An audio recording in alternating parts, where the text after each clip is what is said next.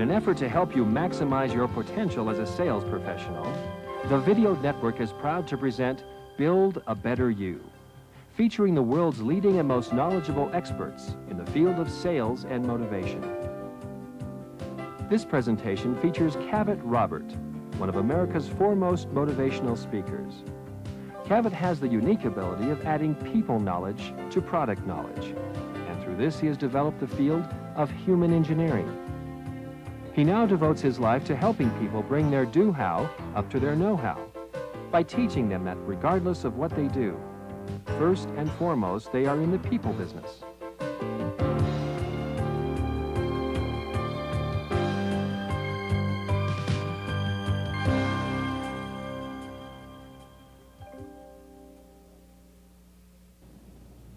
Welcome back to the Video Network. I'm Ed Callahan, and we're here today with Lee and Cavett Robert. We're discussing with Cavett some of the ideas and principles that he has that have made him the #1 speaker in America today. And Cavett, recently at one of the seminars that we attended that you did, we had the opportunity of asking the people that were there if they had the chance to ask you just one question. What would that one question be? And the question that seemed to come up was, why is it that 20% of the people in most organizations tend to produce 80% of the results? Yeah, I think that's because this 20% realize that it's not so much the what and the why, but the how we do things. Bring their do-how up to their know-how. You see, at the turn of the century, we had the third dimension in sight, the little stereopticon. Then about 1924, I believe it was, the first patent was filed on the stereo. Now we're just getting around to the third dimension, not in sight and sound, but in how to get along with people. Really, I believe that's the thing. I remember, maybe you saw the story that was circulating in all the national magazines about the guy who drove his car into a garage and was knocking. And the fellow took a hammer and it stopped. And he said, well, that's great. How much is it? He says, $10.10. He said, well, I know it's worth it. That's fine. I'm not complaining. But do you mind breaking the bill down? Not a bit. It's 10 cents for, but it's $10 for knowing just where to. So really, it's the third dimension. Bring your do-how up to your know-how. I might know this clock ticks. I might know why it ticks. But until I know how to wind it and make it tick, I've accomplished nothing. I may know the water boils 100 degrees centigrade. I may know why. But until I know the how to wind it, I've accomplished nothing. The same thing goes to this 20% who make 80% of it. They know not just the what and the why, they know how to cause things to happen. Dad, another one of the questions was, what is the one greatest quality or ingredient for success? Oh, Lee, whenever you go in to talk to a person about anything, whether it's a doctor, lawyer, thing, always find out what the problem is. Ask questions, ask questions. You know, it took me many, many years to realize what a problem was. A problem is the difference between what they got and what they want. And our job is to bring the two together. And another thing, did it ever occur to you that every problem today was born from the solution of another problem? Why do you think they have polluted air over in California? I was over there the other day, you couldn't even see across the street. Even the birds were coughing. It was because they had solved a problem. No one ever traveled faster than a horse could run to the turn of the century. Then the car came along. It solved the transportation problem, but it created another problem. And I think we'll solve that, polluted air, but we may create another problem. So let's all be thankful for the problem. Who would need you? Who would need Ed if they didn't have problems? Thank God for the problems. You know, one of the mysteries of this world is found in this: two people work for the same company, cover the same territory, drive the same car, get up the same time. But one comes home that night excited. Oh boy, he acts like he just rubbed the magic lantern and had all 3 wishes. Oh, he follows old Ken McFarland's advice. If people tell you to go to hell, just act like you're looking forward to the trip. And he was, he's always quoting Abraham Lincoln. Abraham Lincoln said, if you're tarred and feathered and ridden out of town on a rail, just act like you're leading a parade. Yes, that was it. The other guy comes home, oh, he's down. He's just all disgusted. Poor guy, you know, he acts like he's lost his last friend, goes home with his wife, opens the door, his voice sounds like the death toll of an undertaker's bell. Why the difference? They had the same opportunity. Why is one the reason of success and the other the cause of failure? Let's put it this way. What makes Joe go? What makes Joe go? You know what I'd like to do? Let's ask Joe why it is that he is among the 20% successful that respond for 80% of the result. You know what Joe says? He says just lucky, I guess. Joe says he's successful because he's... Now, wait a minute. Everybody is entitled to a day in court. Joe says that he is lucky. Now, I'd like to represent Joe. Maybe you'd be willing to be the jury. Joe wants to present his case. Joe says he's lucky, and he wants to tell you why. And if you let me, I'll be Joe's attorney if you act as the jury. Okay, Joe wants to take that word. Wants to take that word of luck. He wants to break it down. Joe says L stands for loyalty. Joe is loyal first to himself. He believes in Shakespeare, to thine own self be true. And then it must follow the night, the day. Thou canst not be false to any man. Joe says public opinion is a poor tyrant compared to what a person thinks of himself. Joe says the word Joe doesn't mean anything for other people maybe, but to him it means a lot. So he's first. He knows he has to be loyal to himself before he can do it. Joe is loyal to his customers, clients and all. Joe feels he should be loyal to the person he works for or the company. Joe says if you want to resign, get out and damn him to your heart's content. But as long as you work for any outfit, any company, give him your heart and soul. Joe likes to tell the story about the president of a big railroad was riding down on all through a little town in Arkansas, I think it was, had his feet all propped up. And there were two guys leaning on their shovels there, about 60 years old, and one of them said, hello, Mr. Walter Winston was the president. Hello, Walter. Mr. Winston said, well, hello, Joe. Hello, Bill. And the fellow Bill said, hey, that's the president of our railroad. He said, I know. He said, wait a minute. Do you mean to tell me you know the president of our railroad? Sure do. How did you ever know him? Very simple. He and I started work, same time, same place, about 30 years ago, right down the railroad, doing what you and I do. Now, wait a minute. Are you telling me that you and the president of our railroad started work, same time, same place? Now he's president, and you're doing what you do? He says, that's right. He said, Bill, I don't want to insult you, but how could anything like that have happened? He says, I don't know, but I guess I had to be honest about it. I guess 30 years ago, I started to work for 40 cents an hour. 40 years ago, Mr. Walter Winston started to work for the railroad.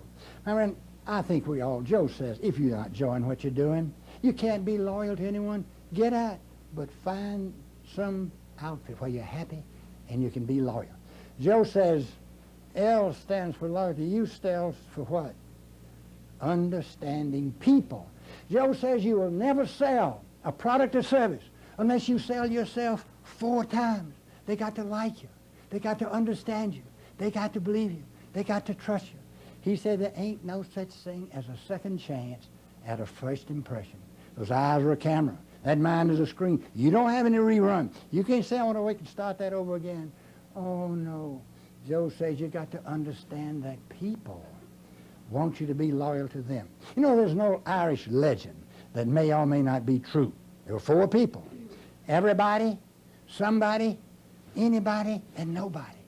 There was a very important job to be done. It was everybody's responsibility, but everybody was sure somebody would do it. Anybody could have done it, but nobody did it.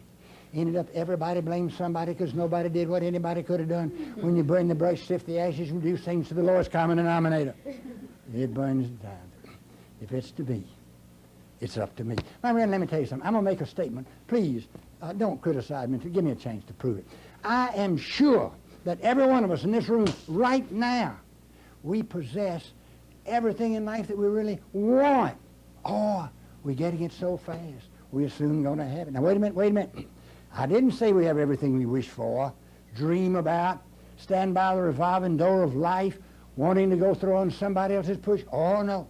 I said we have everything we truly want, W-A-N-T, because if we have the passion of a lover, the fire of a crusader, the dedication of a saint, the perseverance of water, if we want something enough, that simple little divine quality will generate all the other qualities that are necessary to success. It's got a bad note to it. Nobody can give it to us. People can give us opportunities.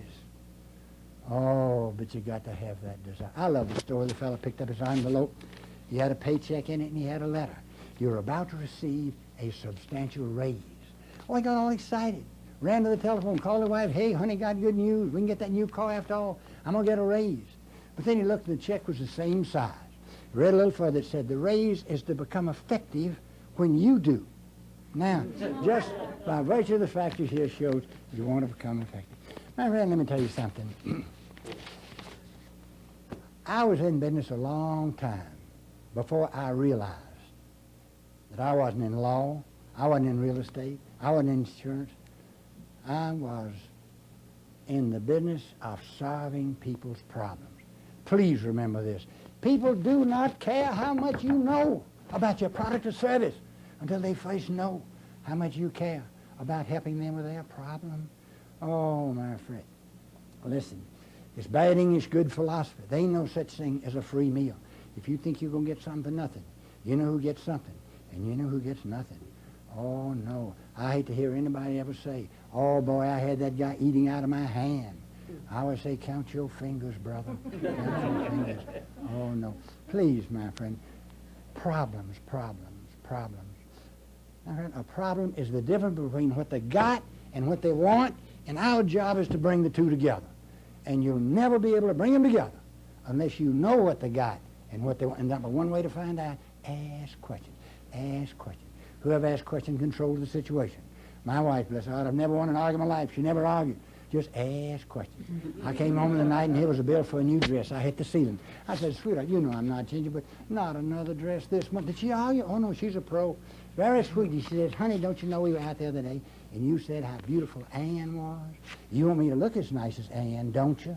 Now, if I say no, I bought a whole new set of problems. And yet, if I say yes, I bought shoes, bag, hat to match. Even my little granddaughters have learned never argue, just ask questions. I came home the other night with them and said, Granddaddy, can I have a Coke? I said, no, sweetheart, it'll take your appetite. Did she argue? Oh, no. She learned just to ask. She says, Granddaddy, would you answer a question?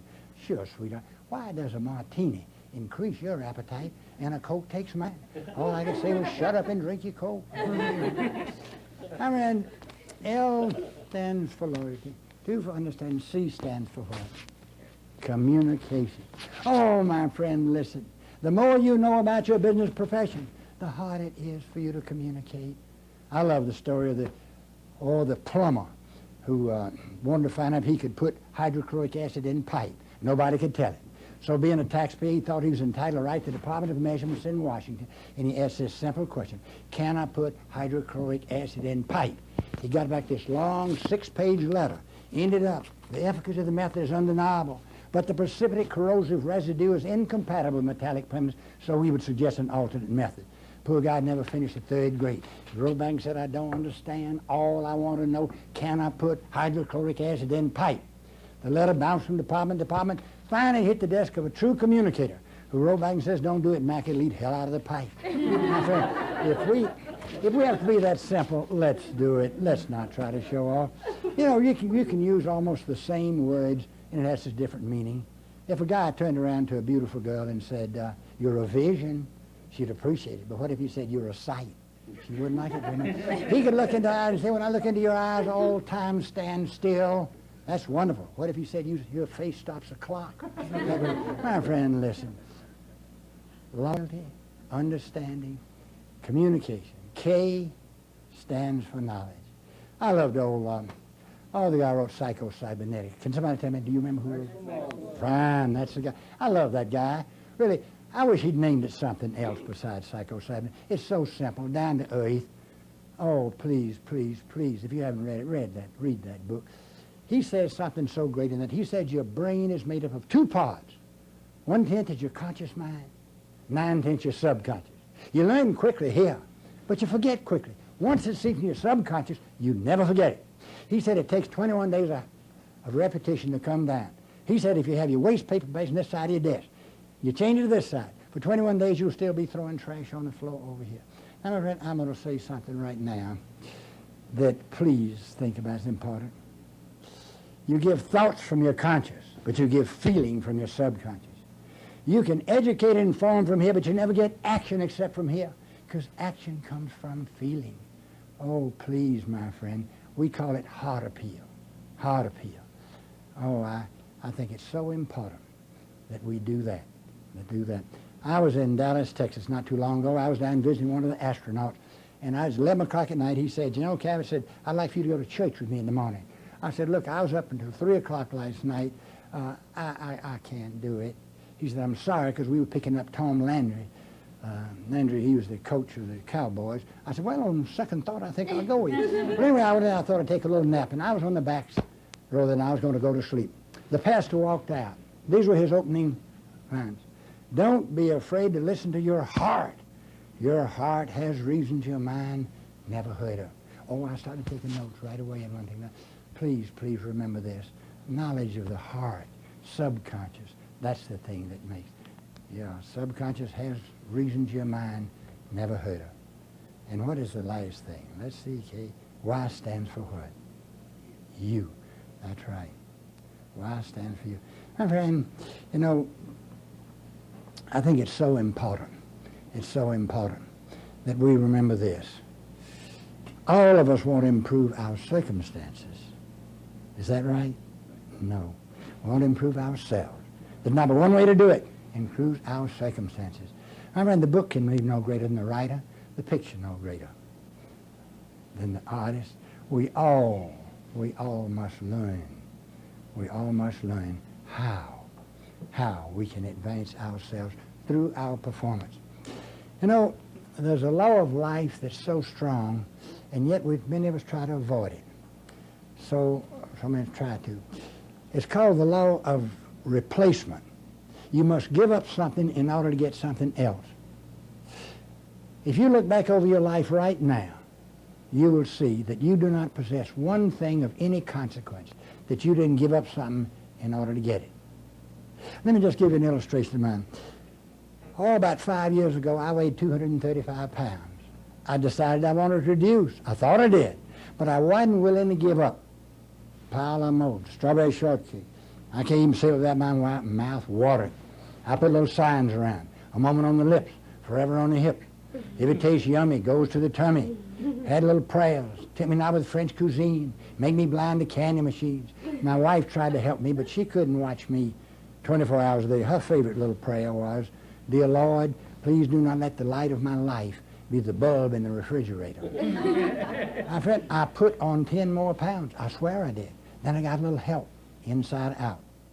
I was speaking in St. Louis, to the International Architects. I had 2,800 people. I had on a tuxedo. I was strutting around. Was I trying to make a difference in their lives? Oh, no. Will they like me? Will they have me back? Will they give me a standing ovation? I wasn't looking for fulfillment. I wanted recognition. My friend, I fainted. I had a heart attack right on the stage before 2,800 people. Now, that's embarrassing. I tell you that. I don't recommend that to anybody. 1 week later, my son, who's a neurosurgeon, was leaning on me. He says, Dad, do you want to live? I said, how's that? He says, do you want to live? I said, what kind of half-wit kids did I raise? I said, of course I want to live. And that's not it, Dad. Do you want to live enough to lose 65 pounds? I said, how much? 65 pounds. That's a different proposition. I didn't want to give up strawberry shortcake and pile them on to juice. But to be able to do what I'm doing now, come before people who want to improve themselves, I just love to speak to people who want to improve themselves. I think the Lord made idiots for practice and then public speakers. I really do, but I love it. You never saw a guy lose 65 minutes quick. I'll never put on an ounce. You know why? I found something I wanted more than something else. My friend, listen. You wanted to come here more. You could have found 50 reasons not to come here, but you wanted to come, and I appreciate it. Yes, sirree, in the courtroom of our conscience, we only have witnesses for the defense. You aren't too confounded busy chopping wood that you didn't come in. Maybe you could sharpen the axe a little bit. Oh, my friends, listen. Joe says, L stands for loyalty, U for understanding, C for communication, K for knowledge. But it's all up to you. He said in the English language, maybe that spells lucky, but he says in the language of success, in the world problem, it sells excellence in performance and in the future. My friend, listen, I love this statement. If you continue to do what you're doing, and if you will take advantage of improving yourself everywhere you can, I'm going to give you 2 promises. Not only will all the good things happen to you while you're on this earth, but when you reach heaven, I'm sure old St. Peter going to let every one of you in heaven 1/2 hour before the devil even knows you're dead. So I give you this little test. I hope you'll always drink, swear, steal, and lie. I mean it. I hope you drink from the fountain of love and friendship of your fellow man. I hope you'll swear that you'll continue to do everything you can in life to help improve yourself. Steal a little time each day. Do something nice for someone else, not expecting anything in return. You can't outgive the public. The Lord gave a bigger shovel to shovel it back to you faster than you can shovel it out if you shovel it in the right spirit. And lie, yes, my friends, as we lie down at night, let's all thank God that in spite of the frightened critics, in spite of the prophet's doom, we still live in the greatest country on the face of this earth where we're always free to live by our own beliefs, to worship, disagree, love, and build as free men and women. So help us God. Thank you very much.